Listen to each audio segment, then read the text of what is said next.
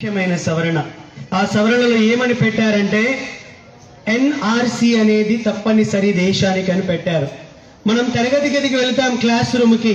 క్లాస్లోకి వెళ్ళగానే ఏమడుగుతాడు class teacher? ఏమడుగుతారు? Attendance ఎందులో ఉంటుంది? రిజిస్టర్ ఉంటుందా? ఒక తరగతి గదికి అటెండెన్స్ రిజిస్టర్ ఎలా ఉంటుందో, ఎవడు నా క్లాస్ వాడు, ఎవడు నా క్లాస్ వాడు కాదో క్లాస్ టీచర్కి తెలిసినట్టుగా ఒక ఉపాధి హామీ ఫీల్డ్కి వెళ్ళినప్పుడు ఎవడు ఈ రోజు కూలీకి వచ్చాడు, ఎవరు రాలేదు అనేది ఉంటుందో, ఒక పోలీస్ స్టేషన్లో తన సిబ్బందికి అటెండెన్స్ రిజిస్టర్ ఉన్నట్టుగా ఈ దేశానికి అటెండెన్స్ రిజిస్టర్ ఉంటే తప్పేంటి? తప్పు లేదు కదా. ఎవడు, ఎందుకంటే మన క్లాస్ టీచర్ మన క్లాస్లో ఉన్నప్పుడు పక్క క్లాస్ వాడు వస్తే వెళ్ళు వెళ్ళు వెళ్ళు, ఇది నీ క్లాస్ కాదని చెప్తాం.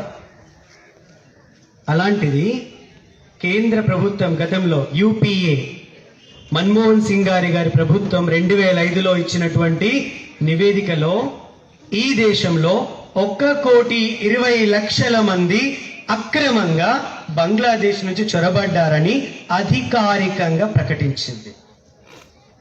మరి వాళ్ళు ఈ దేశంలో ఉండొచ్చా? మన ఇంట్లో ఉన్న ఎలుకని వెళ్ళగొడతాం, పామస్తే కట్టెతో వెళ్ళగొడతాం.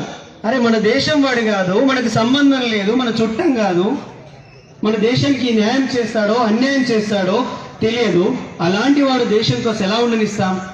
కాబట్టి అలాంటి ఇల్లీగల్ ఇమిగ్రెంట్స్, అక్రమ చొరబాటుదారులను ఈ దేశం నుంచి బయటకు వెళ్ళగొట్టడానికి ఏర్పాటు చేసినటువంటి చట్టం సిటిజన్షిప్ అమెండ్మెంట్ యాక్ట్. ఇది దేశానికి అవసరమా లేదా? క్లాస్కి అటెండెన్స్ రిజిస్టర్ అవసరం, దేశానికి ఎన్ఆర్సి అవసరం.